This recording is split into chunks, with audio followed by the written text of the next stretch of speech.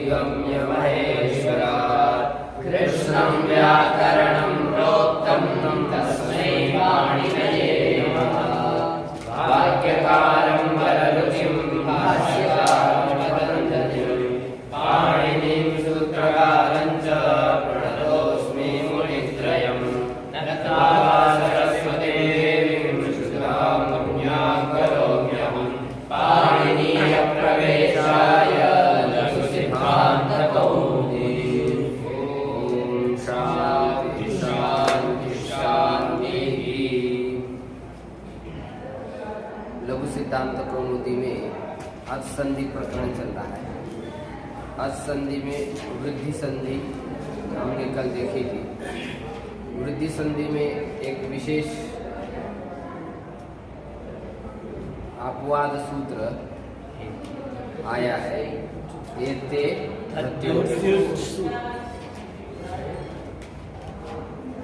इस सूत्र में एक ही पद है, एते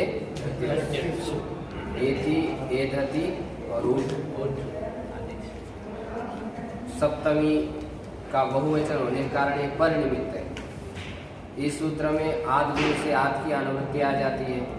एक पूर्व प्रयोग के अधिकार में ये सूत्र पठित है, तो सूत्रार्थ हो जाता है अवर्ण से इनगतो धातु एदवृद्धो धातु। कैसी इनगतो, उसका एक विशेषण है एजाद्यो। इनगतो धातु कैसी होनी चाहिए? एजादी होनी चाहिए। एजादी आप समझ रहे, जिस धातु के आदि में एच हो उसको क्या कहते हैं? एजादी।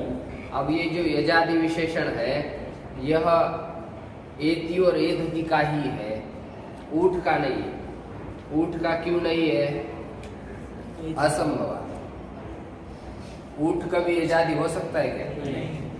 हो ही नहीं सकता, क्योंकि उकार एच में आता है। तो एजादी यह जो विशेषण है यह किसका बनता है? एति और एधति का ही बनता है, ऊठ का नहीं बनता, असंभव होने के कारण। एक श्लोक हमने आपको पहले बताया था, संभव व्यभिचाराभ्याम स्यादर्थवत् विशेषणम न शीतेन न उष्णेन वह्नित्वापि विशिष्यते। विशेषण कब दिया जाता है? विशेषण का एक नियम है, संभव व्यभिचाराभ्याम स्यादर्थवत् विशेषणम।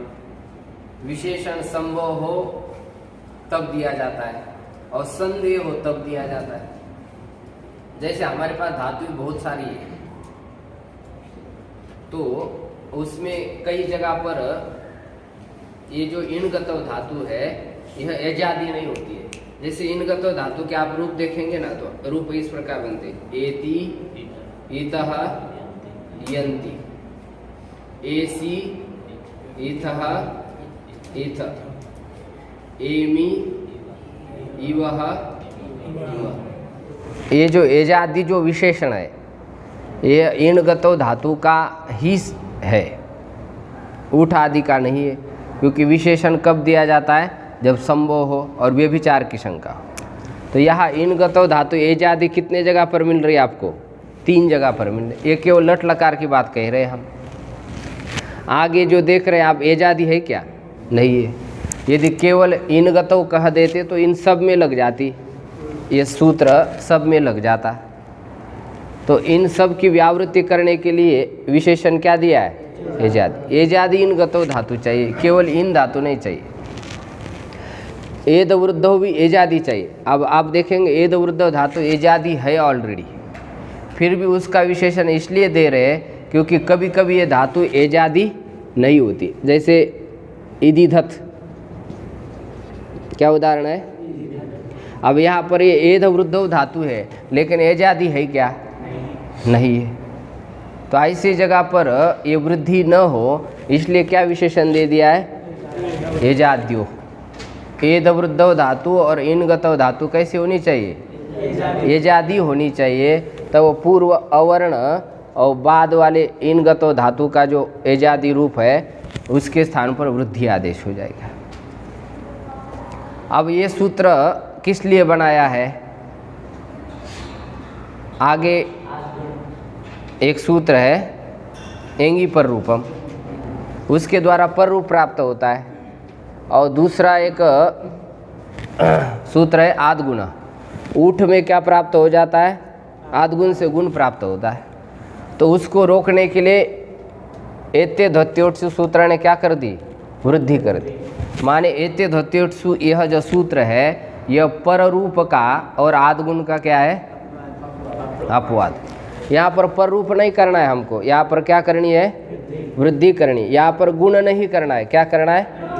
इसलिए सूत्र बनाया गया। समझ में आ गया? हाँ। तो अब सरल सूत्रार्थ हो गया है। अवर्ण से एजादि इन गतो धातु और एजादि एद वृद्ध धातु परे होने पर पूर्व पर के स्थान पर वृद्धि आदेश। अवर्ण से परे ऊठ होने पर पूर्व और पर के स्थान पर एक वृद्धि आदेश। तो ये सूत्र किसका अपवाद है? गुण और पर रूप का अपवाद है। यहाँ पर लिखा नहीं, वैसे इसके बाद यदि आप लिखेंगे तो अच्छा रहेगा। गुण पर रूप अपवाद, ऐसा लिखेंगे। गुण पर रूप अपवाद, जैसा ऊपर लिखा था ना गुणापवाद। वृद्धि ऋचि के लिए क्या लिखा है? गुणापवाद। ऐसा इसके लिए भी आप लिखेंगे पर रूप गुणापवाद, ऐसा लिखेंगे तो आपको याद रहेगा कि एत्य ध्वत्युट सूत्र क्यों बनाया। नहीं तो आप कंफ्यूज रहेंगे कि वृद्धि ऋचि से तो वृद्धि हो ही रही है, फिर दोबारा एत्य ध्वत्युट से सूत्र क्यों लिख गया? एक तो पहले समझ में नहीं आता है और फिर दोबारा ये शंका हो जाए तो कठिनाई हो जाएगी। तो इसका उत्तर आपको ध्यान रख लेना चाहिए। इसके पीछे और भी बहुत बड़े कारण हैं, लेकिन जब आप अष्टाध्यायी पढ़ेंगे या और व्याकरण के उच्च ग्रंथ पढ़ेंगे तब इसका विशेष विचार किया जाएगा। बाध्य सामान्य पक्ष, बाध्य विशेष चिंता पक्ष आदि विचार आ जाता है जब परिभाषा इंदुशेखर आदि आप पढ़ते हैं तब। अब हम उदाहरण को देखते हैं। इसका उदाहरण क्या दिया है? उपैति, उपधन एति, ये उदाहरण है। तो उपैति यह जो रूप है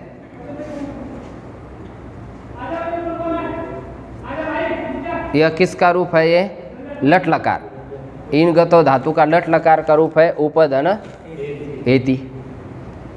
तो पूर्व में है अवर्ण और बाद में है एकार।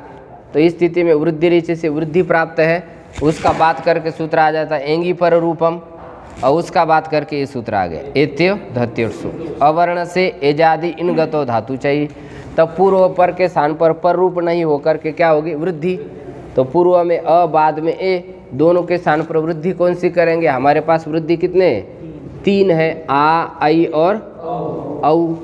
तो स्थानांतरतम सूत्र आ जाएगा। तो कंठ तालु ये स्थानीय है, तो आदेश क्या होगा?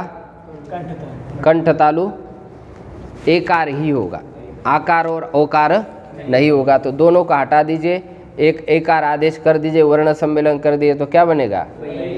उपैति, ऐसा होगा। उपैति का मतलब होता है पास में जाता है। गुरुम उपैति, गुरु के पास जाता है। भगवंतम उपैति, भगवान के पास जाता है। भक्तः भगवंतम उपैति। दूसरा उदाहरण क्या दे रहे? उपैधते, पास में बढ़ता है। उपधन एधते, एद वृद्ध धातु है। तो यहाँ पर आप देख रहे हैं पूर्व में कौन सा वर्ण है? अ, बाद में ए। तो यहाँ पर क्या प्राप्त है? वृद्धि। पहले आदगुण लगा लीजिए, वो भी प्राप्त है। आदगुण से क्या प्राप्त है? गुण प्राप्त है। तो उसका बात करके वृद्धि ऋचि से वृद्धि प्राप्त है, उसका बात करके एंगी पर रूपम, उसका बात करके एत्यो ध्वत्यो। ये विशेष सूत्र ध्यान रखेंगे। पहले सामान्य सूत्र लगाने पड़ते हैं, फिर उसका विशेष, उसका विशेष, उसका विशेष, अंत में जो विशेष होगा वही लगेगा। उसके विषय देखने पड़ते हैं। जैसे 10 व्यक्ति है, 10 व्यक्ति है तो उसमें क्या है? आश्रम में 50 कमरे हैं, तो उसमें से जो है 40 कमरे एक व्यक्ति को दे दिया, 2 कमरे फिर उसमें से विशेष व्यक्ति को दे दिया। और फिर एक कमरा है वो एक विशेष व्यक्ति को दिया जाएगा। ऐसा नहीं कि 40 की 40 से उसमें घुसाड़ी जाए। हाँ, तो 40 कमरे में बाकी लोग रखे जाए, लेकिन जो विशेष कमरा है उसमें विशेष ही व्यक्ति रखा जाए। ऐसा नहीं कि 40 भी आ गए वो भी उसमें, विशेष भी उसमें, तो गड़बड़ी हो जाएगी। तो ऐसे ही व्याकरण का यह न्याय है, पहले सामान्य सूत्र फिर सामान्य सूत्र को बात करेगा विशेष सूत्र। हाँ गुरुजी, हम भूत सिद्धि जब करेंगे हाँ तब वो तीनों के दिन लगाने में आद्गुण और उद्देश्य। हाँ, वो तीनों भी बोलना पड़ेगा आपको। यदि आप बोलेंगे नहीं तो आपके दिमाग में क्लैरिटी नहीं है, सिद्ध हो जाएगा। क्योंकि यहाँ पर जो जो सूत्र प्राप्त है उसको बोलना पड़ता है, बोल करके एक बार आगे जाना पड़ेगा। और सीधा एत्य धट्योरु लगा दिया, फिर शंका आ गए, अरे या तो आदगुण भी लग रहा है, वृद्धि रुचि भी लग रही है, ऐसी शंका आ सकती है ना। आज समझ जाने के बाद अलग है, सीधा एत्य धट्योरु लगा दीजिए, कोई दिक्कत नहीं। लेकिन शुरू में जब आप प्रक्रिया सिद्धि कर रहे हैं, नए छात्रों को पढ़ा रहे हैं, तो इस प्रकार सामान्य सूत्र बोल करके फिर जो अंतिम विशेष सूत्र है उसको लगाना पड़ेगा। एक दूसरे के बाध्य बाधक भी समझना पड़ेगा ना। आदगुण का बाधक है वृद्धि रुचि, वृद्धि रुचि का बाधक है एंगी पर रूपम, और एंगी पर रूप का बाधक है एत्य धट्योरु। तो इसी से वृद्धि हो जाएगी, और ऐ के स्थान पर वृद्धि क्या होगी, ऐकार हो जाएगी। दोनों को हटा दीजिए, ऐ बिठा दीजिए, मिला दीजिए, उपय धते, पास में बढ़ता है, ये इसका अर्थ हो गया। अब 2 उदाहरण हो गए, तीसरा उदाहरण आ रहा है ऊठ का। प्रपूर्वक उठ, पृष्ठ, पृष्ठ पूर्वक ऊह, ऐसा है।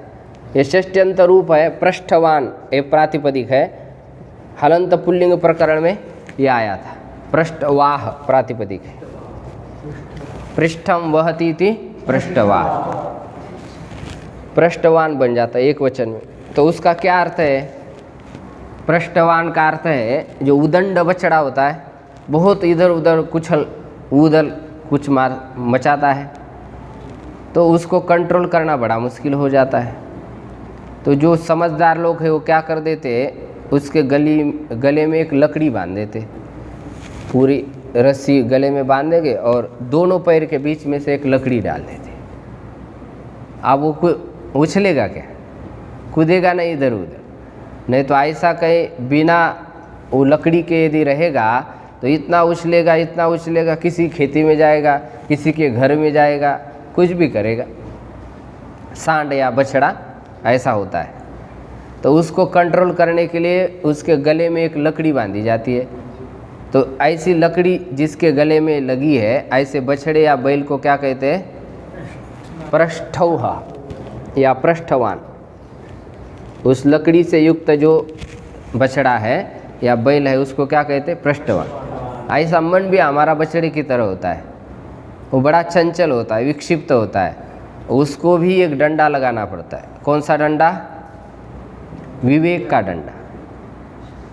संसार में व्यक्ति दूसरे को तो कंट्रोल कर सकता है, लेकिन अपने आप को कंट्रोल करना बहुत बड़ी बात है। और जिसने आपने खुद के ऊपर विजय पा ली वो सारे संसार पर विजय पा लेता है। जो दूसरे के ऊपर विजय पा लेता है वो प्रायः व्यक्ति क्या हो जाता है, पराजित हो जाता है। क्या हो जाता है, पराजित हो जाता है। तो अपने ऊपर जय प्राप्त करने के लिए विवेक का डंडा लगाना पड़ता है, तो मनुष्य खुद को जीत लेता है, नहीं तो बड़ा मुश्किल है। बाकी दूसरे लोग तो बाहर से पिटाई कर सकते हैं, बाहर से डांट सकते हैं, लेकिन जब तक अपना विवेक का डंडा नहीं लगेगा तब तक कुछ नहीं होगा। चलो, तो पृष्ठव, ये जो पृष्ठव ये रूप है, ये षष्ठी का एक वचन का रूप है। यहाँ पर वाह के स्थान पर ऊठ आदेश हो जाता है। ऊठ आदेश कर दिया, स्थिति ये है। ये षष्ठी का ध्यान रखेंगे। पृष्ठ ऊह ये स्थिति है, तो यहाँ पर पूर्व में अवर्ण है, बाद में क्या है, ऊ। तो दोनों के स्थान पर क्या प्राप्त है, गुण प्राप्त है। पूर्व में अ है, बाद में ऊ है। अवर्ण के बाद अच परे होने पर पूर्व पर के स्थान पर एक गुणादेश हो जाता है। उसका बात करके सूत्र सीधा यही लग जाएगा, एत्योदत्योर्षु। ये विशेष सूत्र होने के कारण अ और उ के स्थान पर वृद्धि ही हो जाएगी। अब इसके स्थान पर वृद्धि कौन सी होगी? इसका स्थान क्या है? कंठ और ओष्ठ। स्थानीय एक है, आदेश 3 है। वृद्धि आदेश आ आई औ। तो आदेश कौन सा करे? स्थानांतरतम परिभाषा व्यवस्था दे देगी। प्रसंगे सति सदृशतम आदेश स्यात्। अत्यंत सदृशतम आदेश होगा। कंठोष्ठ आदेश कौन है? वृद्धि में औकार है।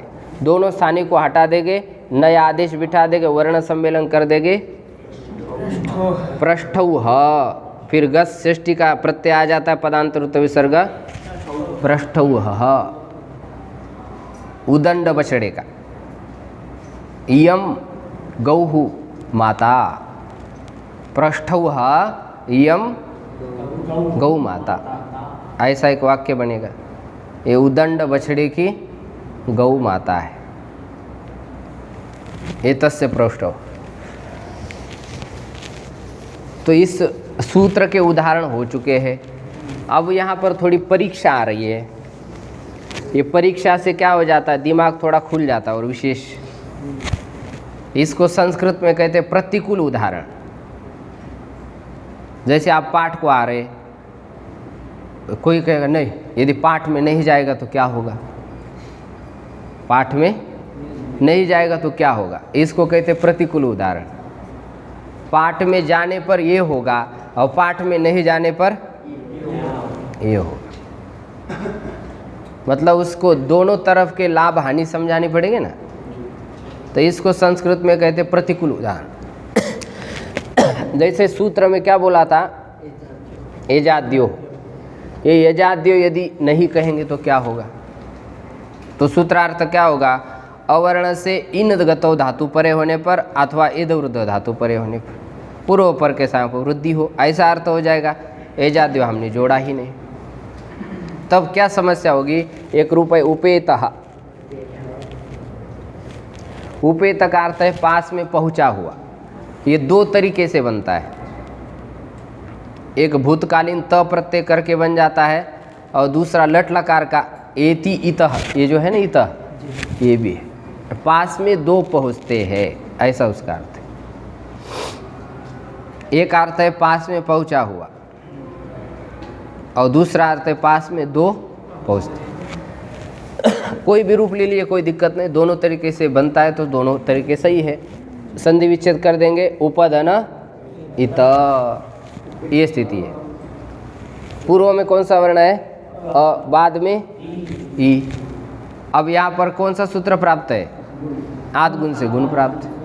उसका बात करके यदि सूत्र में एजादेव नहीं कहेंगे तो एत्य द्वितीय सूत्र से क्या होने लग जाएगा?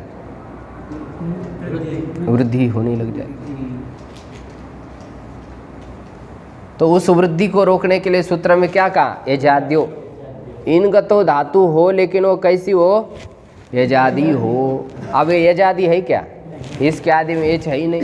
इकार एच में आता है क्या? एजादी लिख लेने से यहाँ पर वृद्धि नहीं होगी तो क्या होगा? आद गुण से गुण हो जाएगा और ई के स्थान पर गुण एकार हो जाएगा। वर्ण सम्मेलन कर दीजिए। उपेतः। आगे क्या उदाहरण दे रहे? माँ भवान प्रेदिदत। भवान प्रधन ईदिधत। संधि विच्छेद करेंगे। ये कोई दुष्ट व्यक्ति है, बोल रहा है माँ भवान प्रेदिदत। इसका क्या अर्थ है? हाँ, आप वृद्धि को मत प्राप्त हो, ऐसा कह रहा है। कुछ कुछ ऐसे लोग रहते हैं, हनुमान जी जैसे द्रोणाचल पर्वत में जड़ी बूटी लाने के लिए गए तो कालनेमी ने उसको पकड़ लिया, टाइम पास करने लगा ऐसा इधर उधर। तो ऐसे कुछ लोग होते हैं, कोई व्यक्ति अच्छा काम करने लग जाता है तो कालनेमी की तरह टपक जाता है। तो जो काम कर रहे थे वो सारा क्या हो जाता है? बिगड़ जाता है। वो कुछ भी कालनेमी के रूप में आ सकता है, कई समस्या, कई बीमारी, कई कोई व्यक्ति भी बन सकता है। तो कोई ऐसा दुष्ट व्यक्ति वो कह रहा है माँ भवान प्रेदिदत, ये कह रहा है। आप वृद्धि को मत प्राप्त हो, माँ माने मत।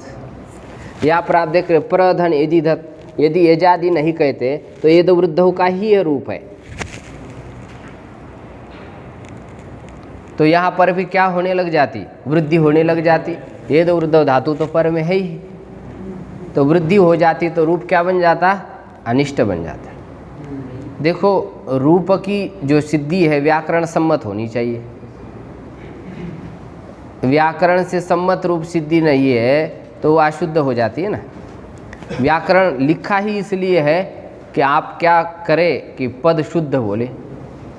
व्याकरण से होता क्या है, ये श्लोक हमने लिखा है, व्याकरणात् पद सिद्धि ही पद सिद्धेर अर्थ निश्चयो भवति अर्थात तत्वज्ञानम तत्वज्ञानात् परम श्रेयः। व्याकरण से पद सिद्धि होती है, माने पद शुद्ध निर्माण कर लेते। जैसे आपके पास यदि सही ज्ञान है तो आप कोई भी एक चीज़ अच्छी बना सकते हैं। रसोई का अच्छा ज्ञान है तो रसोई अच्छी बना सकते हो। संगीत का अच्छा ज्ञान है तो अच्छा गा करके लोगों को रिझा सकते हैं, भगवान को रिझा सकते हैं। अच्छा विद्या का ज्ञान है तो किसी को आप पढ़ा करके उसको भी भगवान की तरफ मोड़ सकते हैं। तो ऐसे व्याकरण से क्या बन जाता है, पद सिद्धि। जिससे पद सिद्धि न बने उसको व्याकरण कैसा कहा जाए। तो व्याकरण से पद सिद्धि, पद सिद्धि से अर्थ निश्चय, माने अर्थ एग्जैक्टली उस पद का क्या है वो आप व्याकरण से समझते हैं। अर्थात तत्व ज्ञानम, और अर्थ से क्या मिलता है आपको, तत्व का ज्ञान, और तत्व ज्ञान होने से परम श्रेय। परम श्रेय मतलब क्या है, मोक्ष मुक्ति। पैसा मिल गया केवल श्रेय, लुगाई मिल गई तो परम श्रेय नहीं, केवल श्रेय है। किसी की शादी होती नहीं, बड़ी समस्या है, जैसी तैसी हो जाती लेट तो चलो श्रेय तो हो ही गया उसका, लेकिन वो परम श्रेय नहीं है। किसी को बच्चे ही नहीं होते, हो गए बहुत दिनों के बाद बड़े खुश हो जाते। कल एक को बच्चा हो गया, बड़े खुश हो गया। गुरुजी बोले कल का दिन कैसा, जन्मपत्री निकालो। मैंने कहा कल का दिन ही देखो, शनिवार है, अक्षय तृतीया है, हनुमान जी का वार है, बच्चा ऐसा पैदा हुआ, वो क्या कहना है उसकी, जन्मपत्री देखने की क्या ज़रूरत है। वो तो वैसे ही क्रांतिकारी बनने वाला है। तो बोले गुरुजी परशुराम जी नाम रख लेते हो, रख लो, क्या है, कोई दिक्कत थोड़ी। हाँ, वो भी थोड़ा तोड़ फोड़ वाला है, वो सोचता है बच्चा थोड़ा क्रांतिकारी बनेगा, सम्यक क्रांति करेगा, चिंता मत।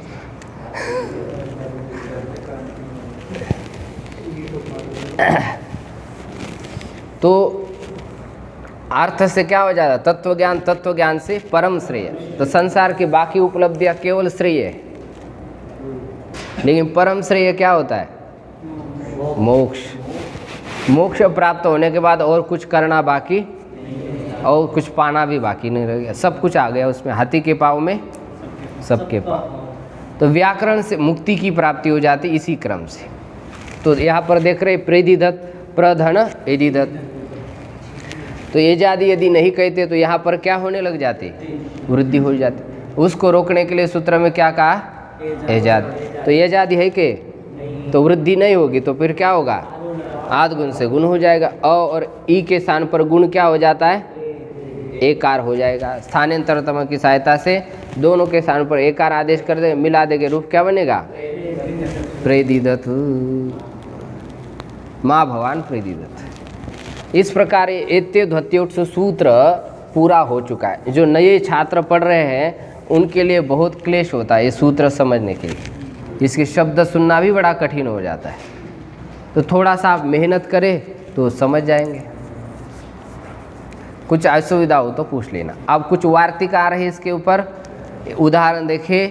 अक्षधन उहिनी, क्या उदाहरण है, उहिनी, ऐसा रूप है। अक्षोहिणी शब्द बनाना है। अक्षोहिणी का अर्थ क्या होता है, सेना। कितनी सेना होती है उसकी संख्या हम नीचे देखेंगे। पहले वार्तिक को समझे। यहाँ पर कौन सा सूत्र प्राप्त है, अक्ष से परे उहिनी शब्द है। अक्ष में शकार उत्तरवर्ती आकार, उहिनी का उकार, तो कौन सा सूत्र प्राप्त है? आद गुण से गुण प्राप्त है। लेकिन यहाँ गुण नहीं करना है, गुण का अपवाद सूत्र या वार्तिक आ रहा है। आक्षादुहिन्याम उपसंख्यानम,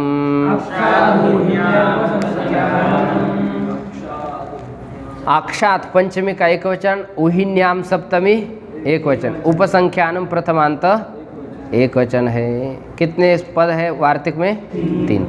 उपसंख्यान माने एत्युद्वत्युत्स सूत्र के पास ये बात भी कह देनी चाहिए। प्रसंग से आई है, वृद्धि की चर्चा चल ही रही है, तो ये भी जोड़ दीजिए साथ साथ में। जैसा आपने अवर्ण से पर एजादि इनगतो धातु, एद वृद्ध धातु के स्थान पर वृद्धि बोली, ऐसा ये भी जोड़ दीजिए। अक्ष शब्द से परे, अक्ष अवर्णांत शब्द से परे, उहिनी शब्द हो तो पूर्व अपर के स्थान पर क्या होगा? वृद्धि, तो वृद्धि कर दीजिए। और ऊ के स्थान पर वृद्धि क्या हो जाएगी? औ वृद्धि हो जाएगी। वर्ण सम्मेलन कर दीजिए, अक्षो हिनी, ऐसा बन जाएगा। अब यहाँ पर देख रहे हैं आप, ये जो नकार है इसमें दंत्य नकार है या मूर्धन्य नकार है? मूर्धन्य नकार है ग्रंथ में देखिए, है? और यहाँ पर दंत्य नकार लिखा हुआ है। तो इस दंत्य नकार को मूर्धन्य नकार करने के लिए एक सूत्र है, पूर्व पदा संज्ञायाम मगह, ये सूत्र है। तो इसी से नकार को क्या होगा? नकार हो जाएगा, तो अक्षोहिनी बन जाएगा। अब अक्षोहिनी में देखेंगे 4 प्रकार की सेना है, हाथी, घोड़े, रथ और पदाती। 13 नंबर टिप्पणी में आप देखेंगे दिया है सूत्र, पूर्व पदा संज्ञायाम मगह इति नत्वम। अक्षोहिनी सेना कितनी होती है? जैसे कौरव पांडवों का युद्ध हुआ तो इनमें कई अक्षोहिणी सेना थी। दुर्योधन के पक्ष में कितने अक्षोहिणी सेना थी? 11 अक्षोहिणी। और पांडव आदि के पक्ष में 7 अक्षोहिणी। तो अक्षोहिणी सेना का प्रमाण नीचे दे रहे। रथ कितने होते हैं? 21,870। हाथी कितने होते हैं? 21,870। घोड़े कितने होते हैं? 62,610। और पदाती कितने होते हैं? 1,09,350। कुल मिलाकर के कितने सेना हो जाएगी? 2,80,700। पूरा टोटल कितना हो जाएगा? 2,80,700। जो रथ, हाथी और घोड़े और पदाती, इतनी जो सेना होती है उसको क्या कहते हैं? अक्षोहिणी सेना कहते हैं। एक अक्षोहिणी। ऐसी जरासंध के पास कितनी अक्षोहिणी सेना थी? 23 अक्षोहिणी सेना थी। 23 अक्षोहिणी। अब खाना पीना ऐसा थोड़ा था कि वो भूखमरी लगी है उनके पास। जरासंध हर दिन ब्राह्मणों को इतना भोजन खिलाता था कि जब तक वो कहते नहीं थे बस बस बस बस, तब तक खिलाता रहता। केवल खिलाता ही नहीं, पूरी झोली भर देता हर दिन। तभी ब्राह्मणों ने खूब आशीर्वाद दिया उसको, जाओ तुम्हारी तो कृष्ण से भी पराजय होगी नहीं। और ऐसा ही हुआ। जब 18वीं बार गया तो कृष्ण जी भाग गए उसके सामने से, लड़ ही नहीं पाए। तो खाने पीने की क्या चिंता कर रहे हो? जब इतनी सेना रखी है तो वहाँ खाना पीना भी एकदम 1 क्वालिटी का। ऐसा थोड़ा फाकी मार दो चलो हो गया। हाँ? और क्या वहाँ पर बड़े लोग के, आप जैसे बागेश्वर धाम वाले देखो, जहाँ कथा होती है, खाना पीना कितना बढ़िया है। रसोई लगाते हैं, लाखों लोग खाते रहते हैं, इतनी बड़ी कढ़ाई। और तो कोई विद्यार्थी कह रहे थे कि वो जेसीबी लगाई उसमें। हाँ, खाना निकालने के लिए जेसीबी लगाई। और क्या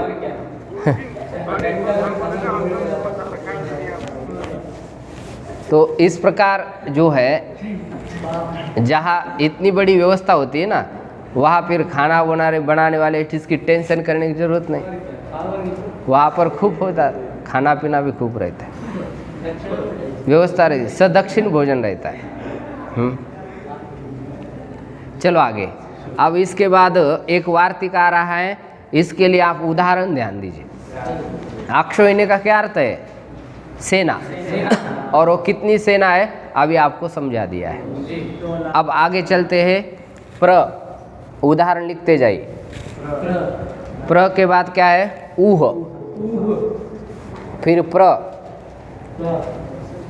प्र के बाद क्या है? ऊढ़। प्र प्लस ऊढ़ी, प्र प्लस एष, प्र प्लस एष। कितने उदाहरण हो गए? 5 उदाहरण हो गए। प्र के बाद ऊह, प्र के बाद ऊढ़, प्र के बाद ऊढ़ी, प्र के बाद एष, प्र के बाद एष। ध्यान रखेंगे इन 3 सूत्र में आद गुण से क्या प्राप्त है? 3 जगह पर आद गुण से गुण प्राप्त है, 2 जगह पर एंगी पर रूप से पर रूप प्राप्त है। गुण को और पर रूप को बांधने के लिए वार्तिक आ रहा है। प्रादुहो ढोढे शेषेषु,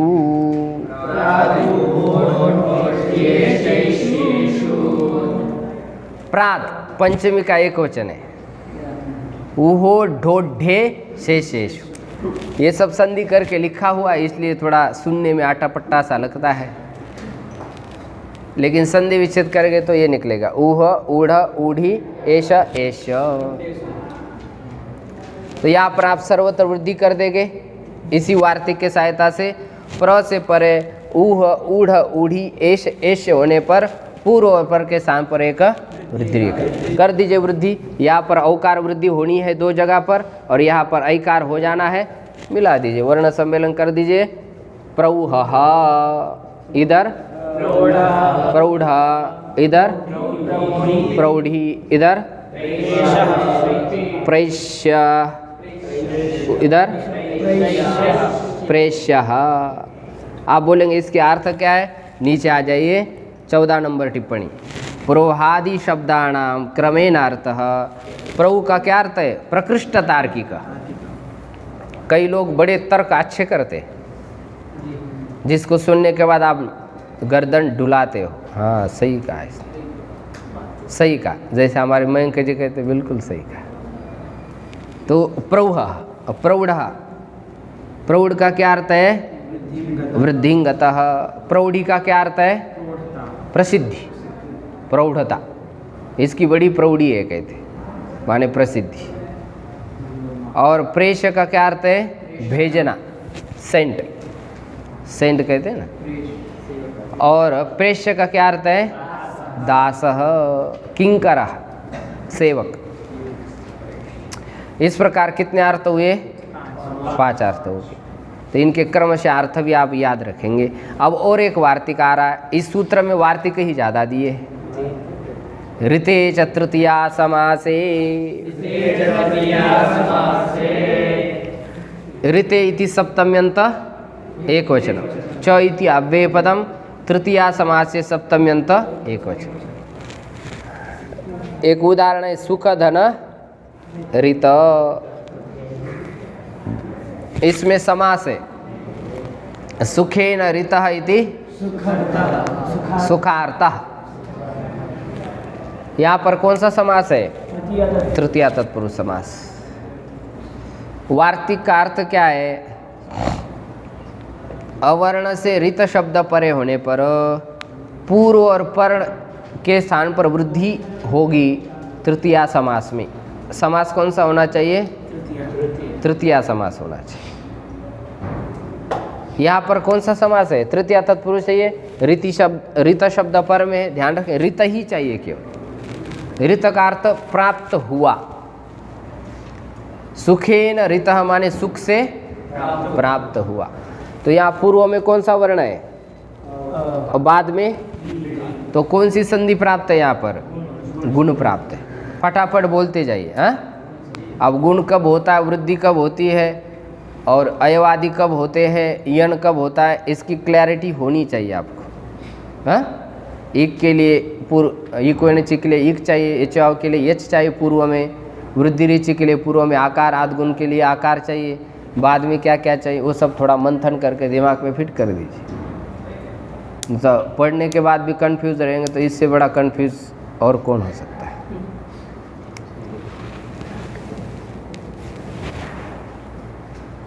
अ के बाद री है, आदगुण से क्या प्राप्त है, गुण प्राप्त है। वृद्धि प्राप्त है नहीं, किंतु वृद्धि करनी है, इसलिए तो वार्तिक लिखा हुआ है। अवर्ण से री होने पर गुण नहीं करना है, क्या करना है, वृद्धि कर दीजिए। और री के स्थान पर वृद्धि क्या हो जाएगी, आर। उरन रपर की सहायता से रपर हो जाएगा, तो आर वृद्धि हो जाएगी। री और आकार को हटा दीजिए, आर को बिठा दीजिए। हालाम दृष्टवा, हाशाम दृष्टवा ऊपरी गच्छति, वर्ण सम्मेलन कर दीजिए। सुखार्थ, सु आ जाएगा, पदांतर तो से सुखार्थ आया समझ में। सुख से पहुंचा हुआ। अब इस वार्तिक का भी प्रतिकूल उदाहरण दे रहे। यदि आपने क्या कहा कि तृतीया समास होना चाहिए, यदि तृतीया समास नहीं कहेंगे तो क्या दिक्कत होगी। आगे लिख रहे, तृतीति किम, तृतीया ऐसा क्यों कहा, तृतीया इसलिए कहा परमृता, इसमें वृद्धि न हो। परमृता में कौन सा समास है, 16 नंबर टिप्पणी, परमश्चासौ ऋतश्चैति कर्मधारयः न तु तत्पुरुषः इति भावः अस्य परमो मुक्तो अर्थः।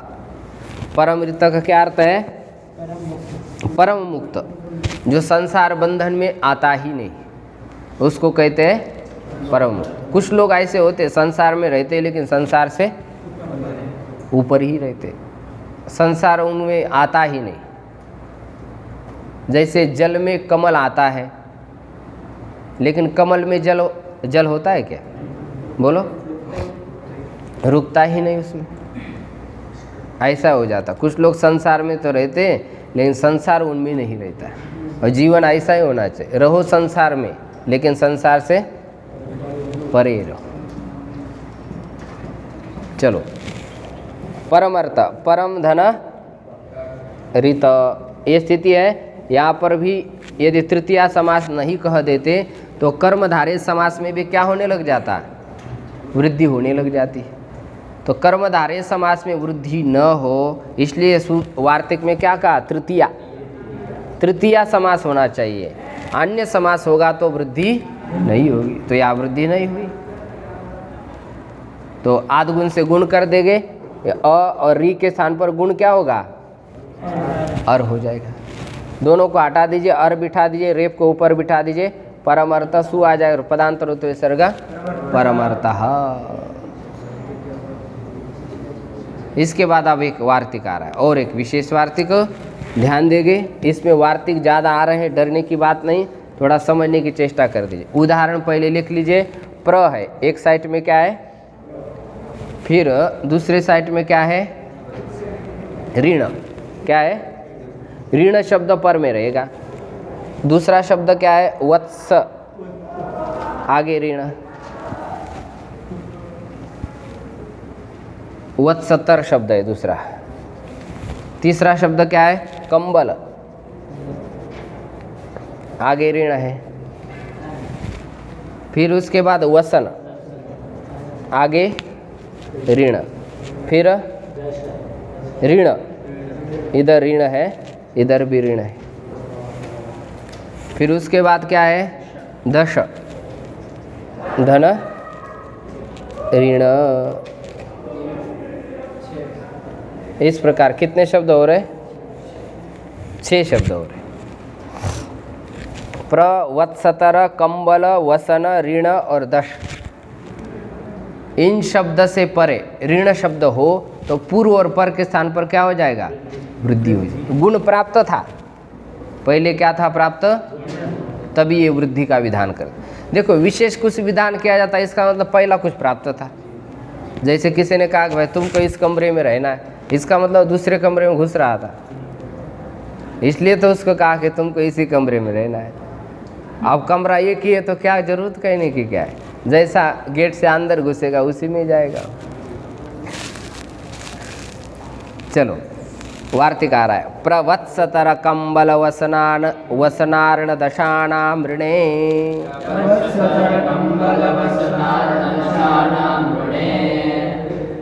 देखो इसमें दो पद है, प्रवत्सतर कंबल वसनार्ण दशानाम, षष्ठी का बहुवचन, ऋणे इति सप्तम्यंत एक वचन है। आप जानते हैं सप्तमी विभक्ति परिणमित होती है, तो ऋण शब्द परे होने पर ये अर्थ हुआ।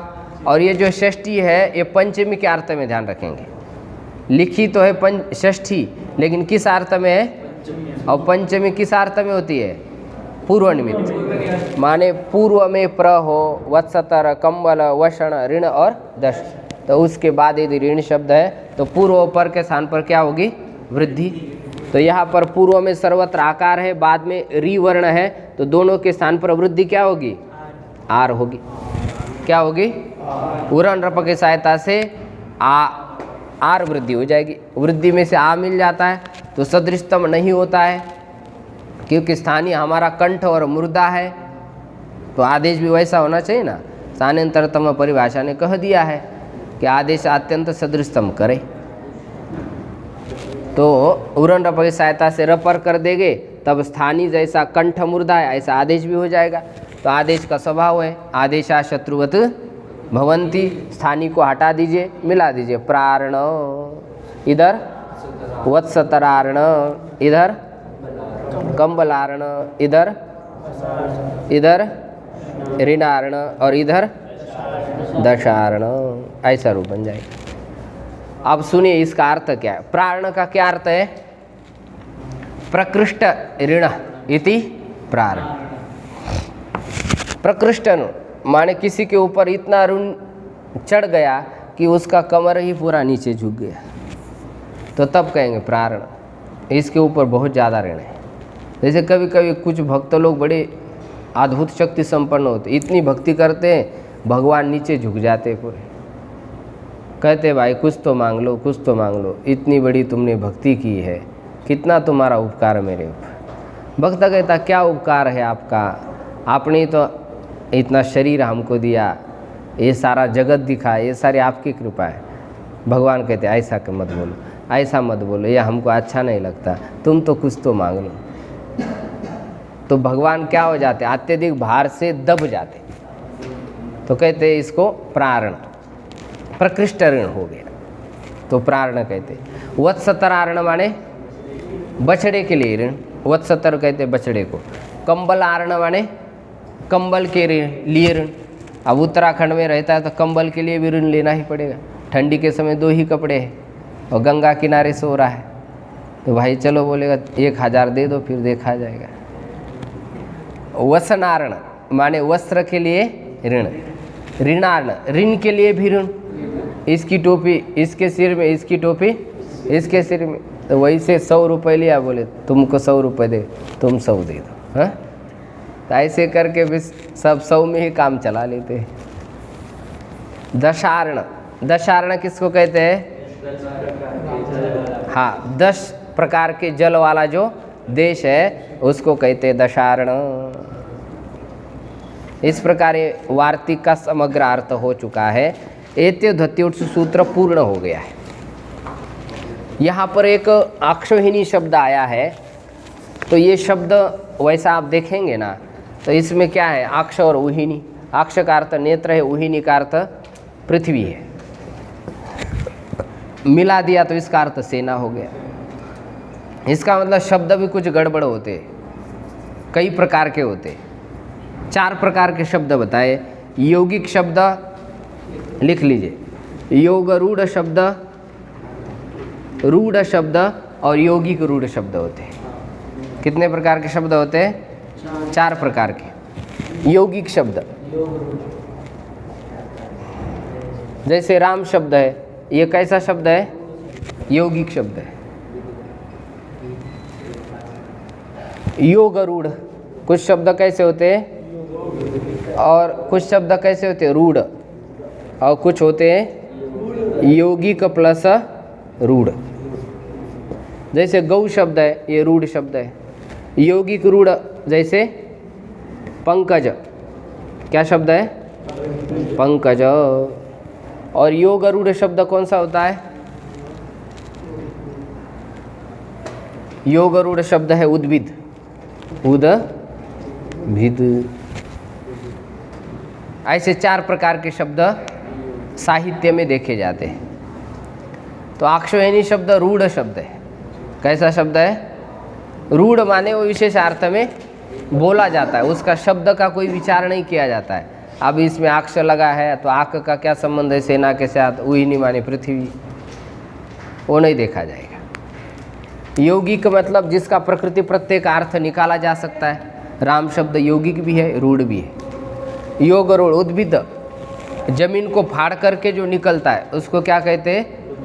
उद्भिद कहते हैं। और उद्भिद एक याग का भी नाम है, इसलिए योग रूढ़ हो गया। रूढ़ माने प्रसिद्ध है। गौ शब्द का अर्थ वैसा बैल भी होता है, लेकिन वो गौ माता के लिए प्रयुक्त होता है। योगी का अर्थ करेंगे तो क्या होगा? गच्छति इति गौ, जो चलने वाला है उसको गौ कहेंगे। तो वैसा तो आदमी भी चल रहा है, कुत्ता भी चल रहा है, उसको भी गौ कहना पड़ेगा, इसलिए वो रूढ़ है। रूढ़ का अर्थ होता है प्रसिद्ध। किस शब्द का क्या अर्थ बताइए, लिख के रखा करिए, नहीं तो बाद में परीक्षा में आएगा तो मुंह देखते रहेंगे बस। और यौगिक रूढ़ कौन सा शब्द है? पंकज। ये यौगिक भी है और रूढ़ भी है। पंका जायते इति पंकज, जो कीचड़ से पैदा होता है उसको पंकज कहते हैं। कीचड़ से क्या क्या पैदा होता है? बहुत सारी चीज़ें पैदा होती है। कमल भी होता है, केकड़ा भी होता है, सिंगाड़े का वो भी बनता है, फल भी निकलता है। हाँ, कितने सारे कीचड़ से निकलते। लेकिन ये शब्द रूढ़ भी है। पंकज शब्द किस में रूढ़ है? कमल में। ये कमल कीचड़ से भी निकलता है कि नहीं? और उसी कमल के लिए ये पंकज शब्द रूढ़ है। रूढ़ का मतलब प्रसिद्ध है। हाँ, तो पंकज को ही कमल कहते हैं। हाँ, पंकज शब्द किस में रूढ़ है? कमल में रूढ़। तो यौगिक भी है, कीचड़ से निकलता है इसलिए उसको पंकज कहते हैं। पंक किसको कहते हैं संस्कृत में? कीचड़ को कहते हैं। पंक माने क्या है? तस्मा जायते इति पंकज। आया समझ में? तो प्रसंग से आप 4 प्रकार के शब्द भी ध्यान रखें। कल हम उपसर्ग धातु संज्ञा और एक वृद्धि संज्ञा करने वाला सूत्र है, उसका चर्चा विशेष रूप से करेंगे। ओम पूर्णमदः पूर्णमिदं पूर्णात् पूर्णमुदच्यते पूर्णस्य पूर्णमादाय पूर्णमेवावशिष्यते। ओम शांति शांति शांति।